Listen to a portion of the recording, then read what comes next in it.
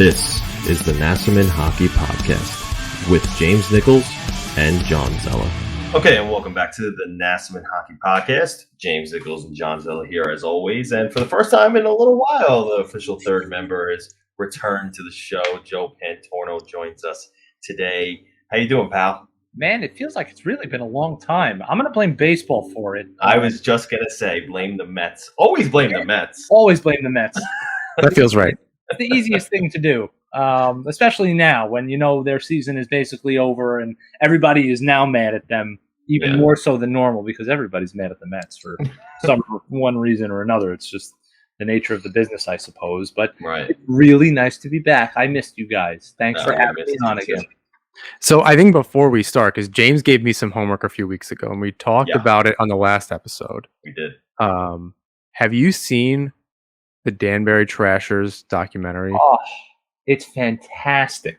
We already spoiled it for Absolutely fantastic. We'll announce again. Probably quick spoilers. If you missed episode 77, spoiler again. Spoiler alert. Spoiler alert again. There you go. Yeah. So a few top moments for you from that show, the equipment manager, I think. that dude is that your uncle? That's definitely he might be a cousin of mine. I have roughly like 733 cousins, who I'm still meeting to this day. Almost. That was a big boat from Italy. Jesus, it was huge. It was a warship actually. It was called the War Shark. Brought the Pantorno War Shark. It brought over my family in 1944. I did a project on this in middle school. I still got it here, people. No, the equipment manager was probably my favorite. The Rupper cameo, I think, was fantastic. Cameo? Not a cameo. He just showed up like halfway through. It was like, hey, by the way, I was on this team. Yeah. I was like, oh, wow. Did you know that before the documentary? I never even heard of this team. I never heard of this team. Okay. Yeah, never in my life. I'm sitting there and I'm watching it and I'm like, I knew Mike Rupp had like a weird path to the NHL, and I thought that maybe at some point he was on the Danbury Trashers pre-NHL career. But then when I was watching, I was like, wait a minute. He was on the Danbury Trashers mid-NHL career after scoring the Stanley Cup winning goal, winning a Stanley Cup, and being a New Jersey Devil. Oh my God, what incredible. It's like I was watching it, just jaw dropped the whole time, and I just couldn't believe one insane thing after the next. Incredible. Also, again, disclaimer out there for everybody who's like new to this. There's no such thing as the mafia. Let's talk some hockey. All right, let's talk some hockey. I just a quick note. I want them to do now like a bigger documentary on the lockout year, because I'm sure there are more crazy stories. I don't know. This probably tops them, but like players going to Europe and Russia and all sorts of leagues. Like, what was it? Jason Spezza's season. He scored like a bazillion goals in the AHL. Yeah, like that must have that would have been that would be a cool documentary to me. Yeah, for sure. But on that note, let's talk about some hockey. And we blamed the Mets before for keeping you hostage. So now we have to know, now that you are back, how does it feel to be back in the rink? I miss it. And even though this is probably one of the shortest off seasons that the Islanders and their fans have had to go through over the last like 3 decades, it felt like a really long time, especially because we were always just kind of sitting and waiting. We were always watching for the proverbial pot to boil. Because we didn't really know what was going on. And again, testament to Lou Lamoriello for... Did we, though? The secrecy. I mean, yeah, we knew. We knew that Zach Parise was coming. The Chara... we didn't know Chara. We didn't know Chara. I mean, it was speculated. Again, all the time. The longer time went where you didn't hear anything from a few players' camps, you can put 2 and 2 together. Again, and people are still asking me about Tarasenko. I think that ship has sailed. I think we can just get that out of the way now. There's just no room. No, there's nowhere to... Exactly. And if there's ever a time, if the Islanders did have room and they were going to do something, the Blues are getting to be in that tough spot that financially. So it could be, depending on where they are at the trade deadline, they could try to do something Islanders are related or otherwise. But they might wait. I mean, he's too good. Right. If the Islanders want him, surely the Blues do. It was kind of his call. Yeah, but, I mean, and again, I forget who tweeted it the other day, but somebody was talking about Vladimir Tarasenko and how good he looked on the ice, and Strickland. You could take that. Say again. Andy Strickland. Yeah. That's right. It was Strickland, and you could take it however you want. Maybe they were trying to just pump up his trade value. Maybe he legitimately does look great on the ice, but I think either way, right now, this is probably not the time. You probably can tell who the forward group is going to be going into North Carolina for opening night. So before we get into the line combinations and who we did see, I had a quick question, Joe. We know that we didn't see Matt Martin, Semyon Varlamov, and Samuel Bolduc yet, each with their own little nagging injury. Supposedly nothing too crazy going on there. They should be skating soon. Do you know anything on that situation? Yeah, no, exactly what you're hearing. We'll see them soon enough. I did see Matt Martin today in between the first and second group sessions. The way the rink is set up, we're kind of, there's about 20 rows of seats, a little landing with, these platforms where, the riders can put their stuff, their laptops, whatever you want to call it. And the walkway right on the boards, in between the sessions, the second group comes walking out. And we saw Matt Martin walking with Zdeno Chara. I think Andrew Gross tweeted about the height discrepancy. I can confirm he made Matt Martin look quite small. Again, breaking news: Chara still tall. I know, and listen, again, it's great. The novelty of it. Zdeno Chara's big. We're done now. It was great. He's on the ice. Oh my God, he's huge. It's over. We get it. We've been saying it for 25 years now. That's enough. But at the same time, Matt Martin was walking around. He's with the group. He went down into the locker room, so he's obviously doing some sort of team activity. Right. So again, it should be a matter of time. And what was this? 3 days ago, during Lou Lamoriello's availability, he told us that everybody was basically going to be good to go for opening night. So really, there should be zero concern with Varlamov, with Matt Martin. Bolduc, who knows? But again, you're probably not going to be seeing him at the NHL level, at least this year. So it is what it is. All right. Good to know. All right. So now it is time to talk about who we did see on the ice. And we know it's too early to discuss what line combinations Trotz might be using. But one combination that you keep referring to and has been mentioned as a probability to start the year is Chara Dobson. And you keep commenting on what we see between Chara and Dobson. So what has stood out to you so far with them two going into training camp, now day 2? Yeah, almost immediately when they hit the ice, Noah Dobson was, I won't say attached to Zdeno Chara's hip, but they were together. Most drills they were doing, they were a pairing. Even during downtime when other factions of the group were taking part in drills and they were off to the side, sitting on the bench, they were always together. And they were always talking.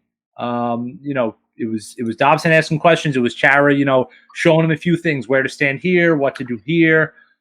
That's invaluable. And again, I've seen it all over social media, all over Twitter. People have been saying, we've seen this with Chara before. We saw him do this with Boston. We saw him do this with Charlie McAvoy. This is the kind of hockey mind that you want. And the Islanders do have a crop of young defensemen that are brewing in the system, whether it's a Bolduc, whether it's a Salo.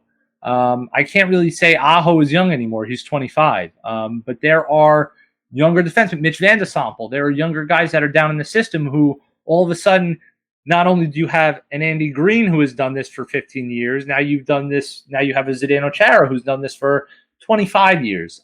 These are the right kind of hockey minds to have when you are continuing to maintain your calling card on defense. So this is going to be an invaluable signing, and this is going to be something that kind of should put the wheels in motion for years to come, where you come back. This is the point of origin where, okay, the Islanders were a successful defensive team, but they were able to sustain that success by bringing in a guy like Zdeno Chara, who helped impart his wisdom on everybody else. And that mentor to mentee role between he and Dobson, that's going to be, that real starting point. So really a great pickup by the Islanders, and we'll see how long they'll be together in camp.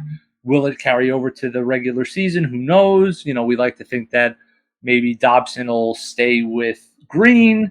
Scott Mayfield will go with Chara. TBA. But like I've said before, the first 2 days of training camp, do not put all of your chickens into the basket of, or all of your eggs into the basket of line combinations, defensive pairings over the first 2 days. Right. Yeah. I love what you said about Chara and his history with younger guys, like Charlie McAvoy.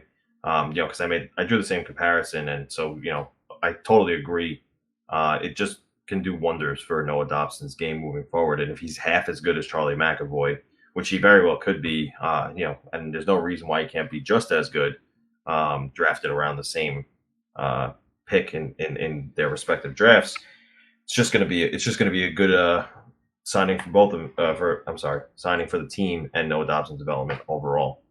It's interesting because I wouldn't have thought that they'd break up the Dobson Green pairing just because they played well.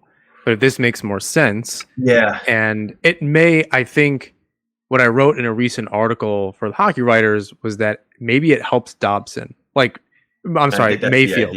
Mayfield. Oh, okay. Like Green being with Mayfield, maybe that helps Mayfield's numbers. Kind of creates a little bit more stability next to him, where Leddy was a little bit more offensive minded. Mayfield being able to kind of be paired with somebody that's a little more stay at home, if only by the nature of his age. And then Dobson kind of maybe feeling a little more free to move around and have that offensive ability because he's next to Chara.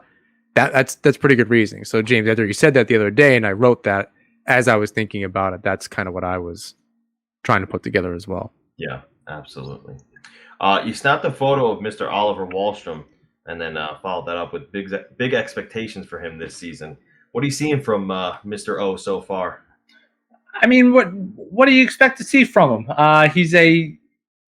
He has the opportunity with a strong training camp, and depending on the external factors going into the regular season, say if the Islanders' offense isn't performing at the rate that management or the coaching staff would like to see, where you could potentially, and again, this is me more spitballing than anything, you could see a switch or a platoon between the first and third line on the right wing between Palmieri and Wahlstrom, where you could see Wahlstrom moonlighting on the first line and Palmieri going down to the third line.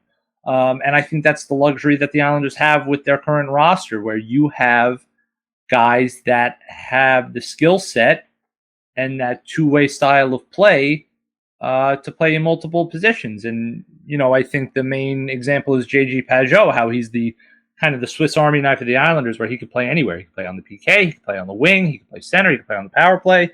And we saw 15 different line mates that he had last year. So you really don't get to see a lot. I think there's this common misconception within training camp where players can go out there and they're kind of scrimmaging and they're showing all their offensive skills. With Islanders training camp, it's a little bit different, and this is a testament to just how organized and how resolute a franchise this is. And again, this isn't me taking shots at anybody, but you go across town and you look at the Rangers. Their first day of training camp under their brand new coach in Gerard Gallant, the first thing they did, they scrimmaged. You don't see that with the Islanders. Right. They are going through all the intangibles. They're going through the little things. They're working on their back checking. They're doing forechecking drills. They're working on rebound control with their goaltenders. It's not just, okay, let's go out there and let me see, Wahlstrom rip. It's not that point of training camp yet. So I can't, confidently come out here and say, oh, I saw Oliver Wahlstrom and he has this stuff where, if things fall a certain way, he can put up 30 goals. Because I can't say that in confidence yet because they haven't really done that yet. Right. But what you do want to see, and it's what's going to allow Oliver Wahlstrom to stay on this team longer and to stay in the good graces of Barry Trotz and Lou Lamoriello, is that he's keeping up with the intensity of all of these drills, of all of this off-puck work, which is just as important as the on-puck work when you're looking at the New York Islanders. So, so far he's keeping with the pack. And I think that's all you really want to see right now until it is time to focus on special teams, focus on the offensive attack. So, I guess if you want me to say anything, it's so far so good. Who's he skating with? I honestly wish I knew. And the problem is, and The it's numbers. it's anticlimactic. Where we're sitting, we're 100 feet away from the ice, and nobody has numbers. There are no names, and what we have to go off to identify players is the numbers on their helmet, and they're this big. Yeah. So it's kind of hard to see who he is skating with. Some guys you can tell like by the way they Sure. skate. Like there are some players that it's more obvious than others. Absolutely. But because most of these lines are kind of split up between these two groups, again, you really can't take much stock into it. But again, I'm trying to rack my brain from what I saw. Off the top of my head, I really can't even tell you who he was skating with. I know Arthur Staple. He kind of got a good look at the line yesterday. Or Thursday morning, he was skating with Koivula and Beauvillier. Right. And again, what does that mean? Beauvillier is going to be on the second line. Correct. Koivula is going to be a extra forward or in Bridgeport. I think we'll get a better idea the later we get into training camp. You'll see a couple of things in the preseason. Again, if we know anything about the Islanders, it's that they're not going to tip their hand too much. So, we'll see what kind of happens with Wahlstrom moving forward. But again, it's either, at least in my opinion, I'd say there's a 90% chance he's on the third line and a very, very small 10% chance, unless, he lights it up and finds this amazing chemistry with Mathew Barzal, that he's on the first line. I don't think there's any other real option for him. I mean, I agree with that. And Jay kind of convinced me the other day that maybe Wahlstrom does wind up on the first line. Part of it was Palmieri and Lee being closer in their style and where they like to hang out.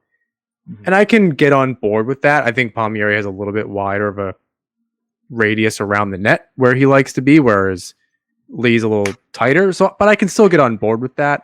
I think what I wrote the other day was that Barzal kind of needs a trigger man. And that was, I think, the point that Jay made, was being able to kind of dish that. You have a guy in front, the three of them together. If you remember on those old NHL games, it would tell you when you had the right players together, it would give them a boost or something. Synergy. Also the name of a hockey stick, if anyone's old enough to remember. Dude, the silver. I have a silver one. I have an Yzerman silver. So they made that one, like the original later, right? OG one. The yellow one was newer. I had a yellow one. There was a blue SL. They had whatever. The stealth was pretty dope though. That black stick was sick. Anyway, I think that those three, if Wahlstrom can get on the defensive side, you know what you're getting in Palmieri, right? Yeah. That's a safe assumption because of his defensive prowess. You know what you're getting. He's a veteran. All that kind of stuff. It's fairly dependable. With Wahlstrom, he's got to prove himself. But he is that trigger man for Barzal. If he can just find the hardest part, being the trigger man for Barzal will be finding the space, because Barzal is all over the place. So you have to be able to know where he is on the ice, where the puck might be going. Palmieri, we saw in very limited time last year, he scored that goal after Barzal was ragging the puck in Boston's zone, got behind the net, and Palmieri found his way to the kind of the high slot off to the right and was able to score a goal. I think that's where Wahlstrom is. That's where he has to figure out what to do. Can he kind of develop into that? But I wouldn't be surprised to see it right off the hop. Just say it's your spot to lose. Give him that confidence boost. Obviously, maybe not during training camp, but I imagine we'll see both of them the preseason playing together later on, imaginably. Joe, talk to us about Zach Parise. He made some comments about how it's been great that he's on, Long Island now, and the guys have been so welcoming. So it seems like he's fitting in well in that sense.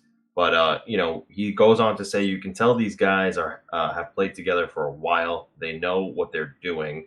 You try as seamlessly as you can to get on board and figure things out as quick as possible. He's been skating with Pageau, so again, it's early, but it's a good assumption he's going to be there. We assumed it anyway. How's he looking so far? He looks good. He looks like Zach Parise. He looks like exactly what he has been as advertised. And he said it himself. My game is a hard-nosed game. I get to the front of the net. I work hard. And you already saw that. One of the first drills he was doing, he was just getting right to the front of the net. And he was just kind of stating his claim there already. So I think that's what Islanders fans want to see. I think that's what they want to see for their special teams as well.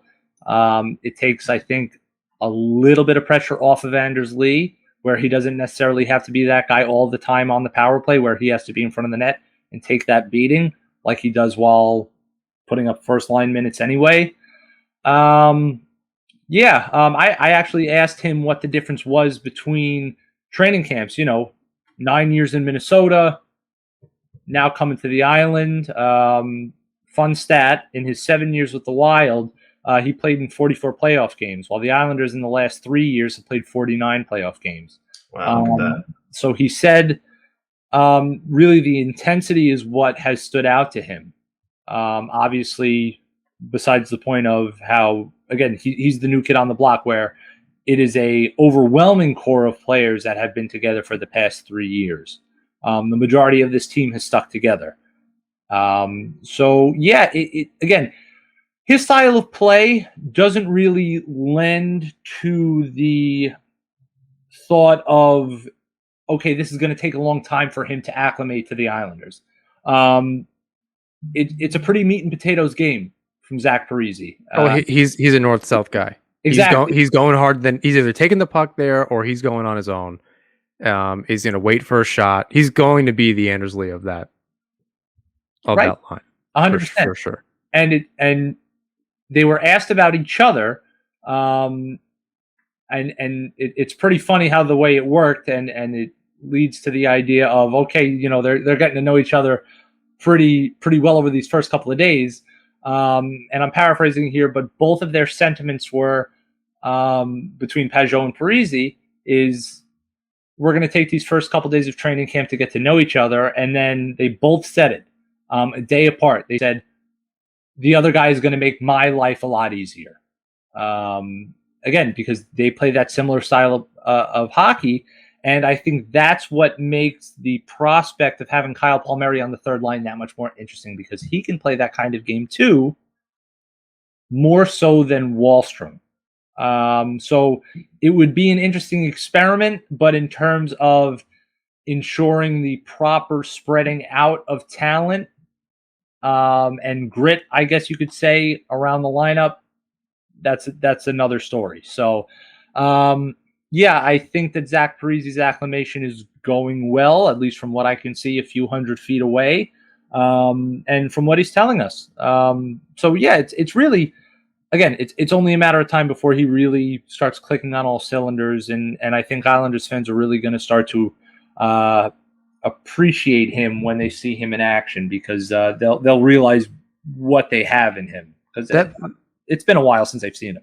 That third line would be, it's like having a different style fourth line, as far as like a shutdown late in a period kind of thing, where it's that veteran, more like cerebral shutdown line, as opposed to a physical structural fourth line. So I think that works together. We also need to come up with, I think we tried to do this, a nickname for the third line, the P3, or I forget what, C3PO, I think that was the name. The 3PO line. The 3PO line. Like C3PO. It should be 3PA, but because they all have PA at the start of their name. Yeah, we could do C3PA as a nod to 3PO from Star Wars. Or something like that. Or just go C3PO. That's pretty funny. Yeah, absolutely.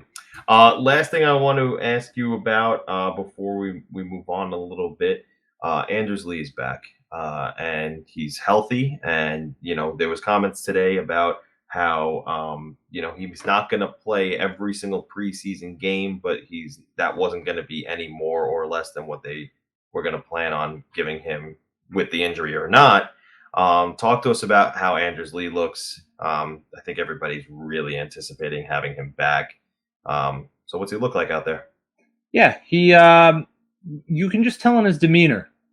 He's just thrilled to get back because obviously sitting out last year and watching that run to the semifinals, that killed him, obviously. And before he was made available on Zoom, they come and sit down, and he was beaming.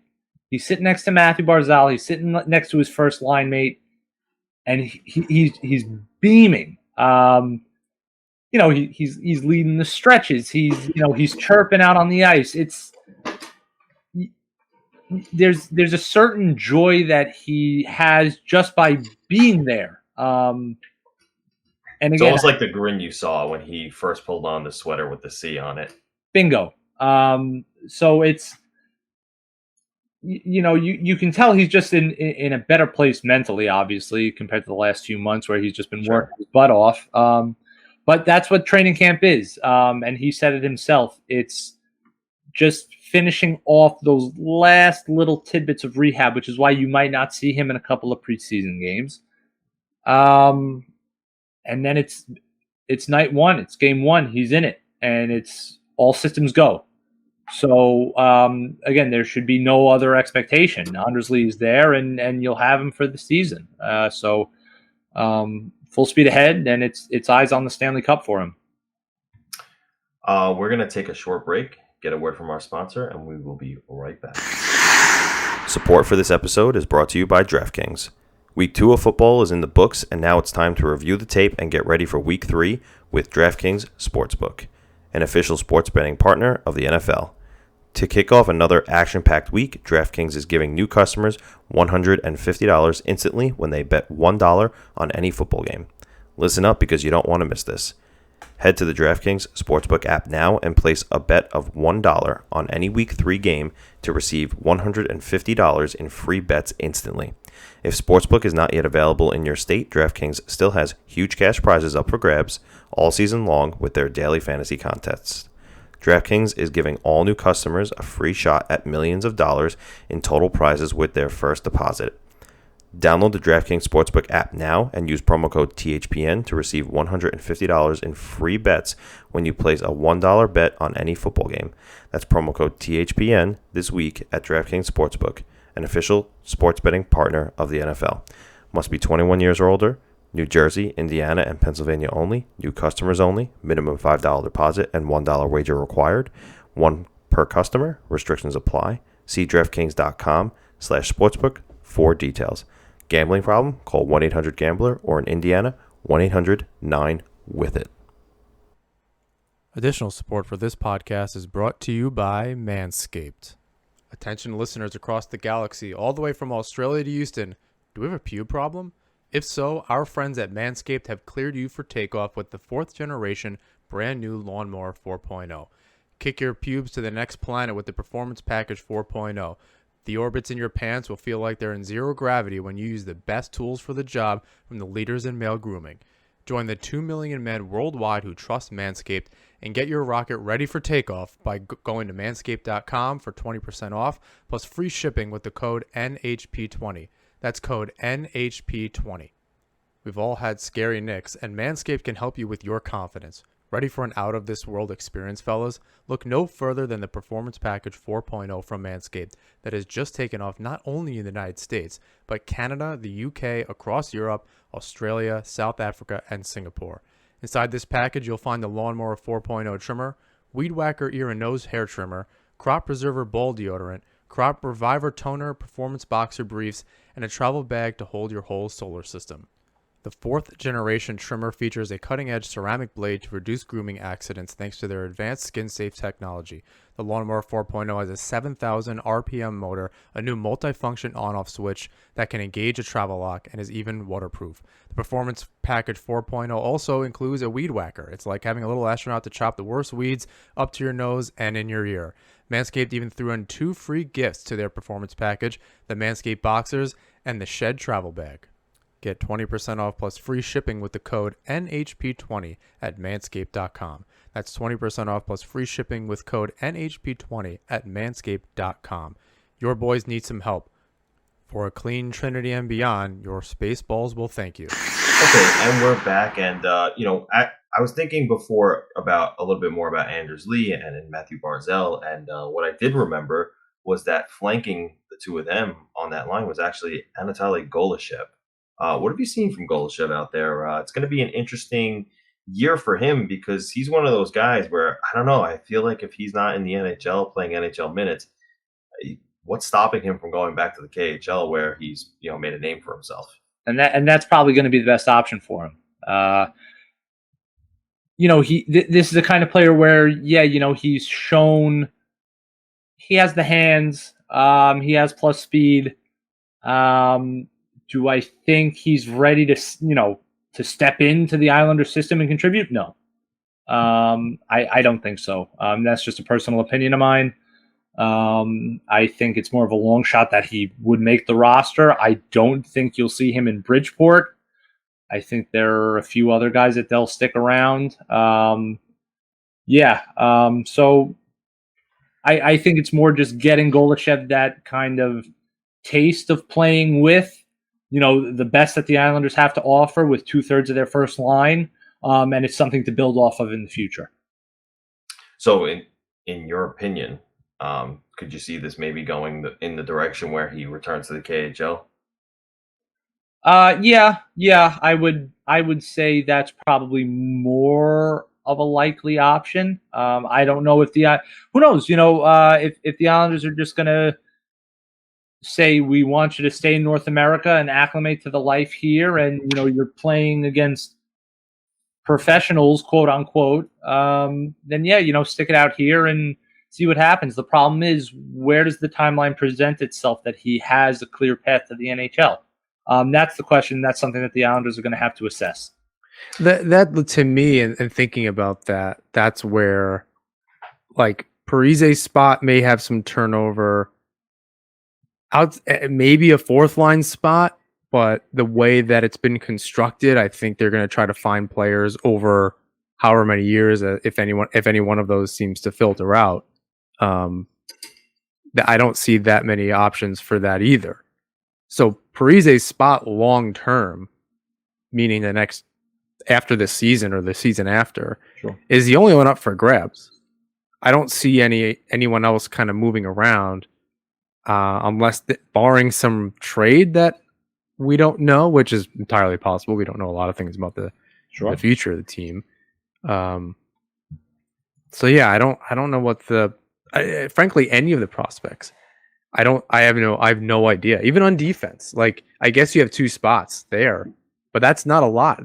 Luckily they have a few to work with to kind of make that an option. But certainly within the forward group, you could be a 13th forward, or you could be on the 3rd line. Those are probably your options. It's funny. I don't even think about Golyshev as a prospect until you said it, right? Because his path to the NHL was a little different. He's a veteran in the KHL, which is the highest league, overseas. So he comes over to the NHL with a bit more experience than the rest of the prospects. But one prospect everybody's probably really excited to get to know is Aatu Raty, and you saw him out there the past few days. Talk to us about Aatu Raty. I really like his hands. I really like his hands. Like he could be a hand model on a commercial. No. He's got a soft set of hands. John just looked at me like, oh my god. The video that I posted, he was trying to pull off a Michigan goal. You just juggling the puck, just stuff like that. You don't really see I mean, it's just a hodgepodge of bodies, really, for most of these drills, at least in the early parts of training camp. But it's, the little glimpses that you see, like that video I posted. It's like, all right, it looks like he has a plus set of hands. Yeah. I'd like to see what he can do in a game setting. Sure. So sure, I have a nice set of hands and I can juggle the puck in my backyard when there's nobody within 500 feet of me. That's one thing. But that being said, I think there is a lot of excitement around him. And I think he himself is excited to be with the Islanders, and he's thankful that this is a team that chose him with their first pick of the draft and didn't necessarily pass on him, quote unquote. So was it you? Sorry to interrupt, but was it you with the question about how he felt about being picked by the Islanders? And he said that he was happy that they used him with their first pick rather than being a second choice to another team. Because I thought that was really well said. He was asked about how he felt about dropping to the second round, and he said, "I'm only happy about the fact that the Islanders used me with their first pick rather than being a second round choice to another team." Bingo. I really think that this is a first round prospect that kind of fell into the Islanders' laps. Again, the problem is this is a center, who is going to have to tweak his game and learn to play on the wing, because look at the Islanders' depth down the middle. Well, that's not rare for centers before they play center in the NHL is to play wing in the NHL. Absolutely. To develop. Sometimes it's literal space. Other times it's just to develop and get, less responsibility, see the ice, all that kind of stuff. It's funny you say that too, because I was listening to Elliot Friedman about Jesper Kotkaniemi, and he was talking to Jeff Marek about that's the mistake that the Canadians made with Kotkaniemi. Third overall pick. He's a highly touted prospect. He's still young. He's only been in this was his third year. And that was the mistake they made with Kotkaniemi, was not starting him on the wing, but they gave him full responsibilities at center. And that's what ultimately led to his demise, and that was with Carolina. And they're going to start him on the wing. So well said that, he's going to have to adjust and go to the wing, because I think that's just going to be good for his development, and he'll learn the game a little better, and then maybe he'll make the switch later on. Is that a possibility? It could absolutely be a possibility, but that's automatic competition with Golyshev. So again, that path becomes that much more difficult. But again, I'm really looking forward to seeing Aatu in preseason action if he gets time, obviously, in game setting. Just to see what he has. We can watch the tapes from Europe as much as we want, and it's a whole different animal here. So I think fans are going to learn a lot about him. As far as the drills go, did he look like he was keeping up with the pace, the intensity? I would think so. There was really nobody that was sticking out that was lagging per se, and that again, that's just a testament to quote unquote the Islander way here. It's just at 100 miles per hour the second they get on the ice. It's interesting too, thinking about the last few drafts, of which the Islanders have not had all that many picks, but in Lou kind of creating that NHL team, I don't really know how the AHL squad is shaping up, but there are a lot of prospects that you see that over time in these camps and just kind of the way that they're playing in other leagues and all that other stuff, that you can kind of see the path forward. Like, they're very particular about who they bring into the team, it seems, whether that's through the draft or through trades or signings. So I'm interested to see how all that shakes out, especially the Lou picks, not the budding picks from the previous administration, but to see how some of these Lamoriello picks, presumably with the help of Trotz in developing that or whatever the case is. I think I'm very interested to see how that works out, and hopefully Lou gets to kind of see the fruit there. He's not gone before whether retirement, whatever, however he leaves the Islanders. Hopefully he gets to see that. Yeah, absolutely. The last, I think, individual, maybe two more I want to point out specifically What are you seeing in Robin Salo? He's another new guy, and fans are hungry to see him on the ice, possibly this year, maybe out of camp. I'm gonna go with, and I'm gonna guess that you agree. He's probably not gonna make it out of camp. But what are you seeing from him, and do you think that he'll be possibly on the roster at some point this season? I mean, I think he'll be in the conversation for, I guess you could say, the seventh defenseman. Okay. Again, you really can't see much of how he is as, say, a stay-at-home defenseman. You see them practicing, one-on-one rushes. You see him practicing two-on-twos. So you really can't get, again, that good of a look of how could he perform within a system. How can he do, staying in his spot and patrolling, his little portion of the ice. It's right.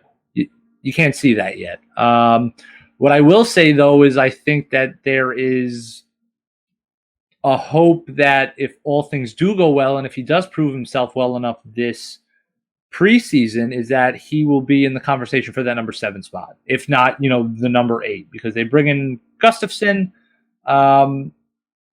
So I think that kind of knocks everybody down, I won't say a full peg, but say half a peg. And the preseason allows them to try and level the playing field at least. I don't know. Sebastian Aho has been here for a long time. And the few games that he played last year, he did pretty well. So there's a line in front of him. And for sure, yeah. Yeah. So I don't know. And I know I've said this plenty of times on this podcast. The Islanders like to overcook their prospects, and that's the word that they use. That's not a word that I use. Barry Trotz uses that word all the time. So you might think the Robin Salo's ready, and that might say to the organization, okay, 1 more year. So you don't know. But it's crowded right now along the blue line. So, well, I'm sorry, continue. No, it's it might not be as set in stone as it was, say, last year in terms of where everybody's playing, but again, the chances of him getting to the NHL, I guess within the early parts of the season are I would say slim to none. Can you expand on Gustafsson? You brought him up. What are you saying? No, I think it's just what he has the potential of bringing. And when they brought him in, this is before they brought in Chara, right. It seemed pretty obvious. This is a player that was 2 or 3 years removed from a 60-point season with the Blackhawks. This is a defenseman that played a high-risk style of defense, a.k.a. offensive-minded. Right. And that becomes a logical replacement for Nick Leddy, where it's not as big of an adjustment on the second pairing for Scott Mayfield, for example. Right. Where it's just simply a slot in and play. Obviously, that changes with the arrival of Chara. And the Islanders clarified during negotiations with Gustafsson that they told him that there is no spot that's guaranteed for him. Right. And he came here anyway. So, and anyone can sign him still. Like, he's on a tryout with the Islanders. It doesn't mean he has to sign just with the Islanders. So as the preseason rolls along, if he doesn't get picked up by the end, he could get picked up by somebody else. Right. This isn't just a tryout for the Islanders. This is a tryout for everybody. Sure. Which I don't think it's not something I don't think people really pay attention too much to that, or hear that all that often. And it doesn't happen all that often, frankly. Absolutely. So I think I look at Gustafsson as more of a luxury right now, where, again, worst comes to worst, the injury bug bites the Islanders all of a sudden. Hey, again, sure, it's a high danger style of defense, but he's in the right system. I just wonder how far apart a guy like him and Robin Salo are for fighting for that 7th defenseman spot, Yeah, that's kind of one of those just wait and see. At least for me, because again, we've seen him do this. We've seen what Gustafsson can do. Yeah, and he's in the right place. What he can provide. So I don't see them bringing up Sallow just to have. He needs to develop. He just has not been in North America. He hasn't played games. They need to be able to evaluate that. He needs time in the pro game. Absolutely, it's safer. I mean, look at this. Look at the coaching staff. They need. I apologize. My dog is whining. I didn't even hear Oh, you can't even hear it? No. I didn't. I think they want to go with kind of tried and true, even if it is a little dangerous, Joe, as kind of you're saying. So I guess we'll see. I don't anticipate it. Oh, there she is. Yeah, there she is. Yeah. She sees a squirrel, I bet. My brother's dog is outside. Oh. And in the back, so that's like her best friend, and it's a whole thing. And now he's at the door. I won't do play by play, but yeah, she gets all clearly worked up about it. Amazing. Joe, talk to us about how everyone else has looked. Is there anybody that you really like? Has there been anybody that really stands out? I'm not gonna say yes. I think really the only things that I really found myself saying during the 2 days of training camp so far was how Dobson just kept following Chara. They seem pretty in sync early on. Ratu's hands, again, very nice. Brock Nelson's wrist shot, I will say it until the day I die. He has one of the most wicked wristers in hockey. 30 goals this year? Yeah. I could see that happening, sure. Especially with the depth that the Islanders have. If they keep coming at you in those waves of those four lines and everybody's a threat, you can't cover everybody. Right. And I think that he will flirt with 30 goals this year if he stays healthy. Absolutely. Other than that, really, it's finding the legs. It's getting back into the swing of things. It's okay. You're not playing in the beauty league anymore. You got to play defense. That's true. So that's all this is. It's just getting back into it. And again, as training camp kind of progresses, I think we'll start to see a little bit more in terms of line combinations, individual skill, things like that. So a little early to tell right now, but yeah, stick with it, stick with us, and it'll get more fun. I promise. Yeah, as we get deeper into training camp, and as the next episode comes around, we're gonna have you on again to continue talking about what's developing over in camp. Sure. I think the last thing we would want to comment on is there is one player who is not at training camp. By now, I'm sure you know who it is, Bodie Wild. He's the only Islander player not vaccinated, and he has not been permitted to skate with the team. So we will see how that develops. We will see if he will play any hockey again. Trotz says he hopes so, and I think that's about it today, guys. Not too long of an episode. Short and sweet. I love it. What happens when you have 2 in a week, huh? Yeah. Well, I mean, training camp we could probably dissect it forever. It's just not worth it. 2 days in, we'll have the weekend and a few more days to discuss things or to learn about things and go from there. Yeah, we hope that was enough insight for you listeners. For now, we will be back with episode 79 next week as more days of training camp pass on by. We want to say thank you to DraftKings and Manscaped. Use that THPN promo code with DraftKings and that NHP20 promo code with Manscaped. We want to say thank you to the Hockey Podcast Network and, of course, all of you, our listeners.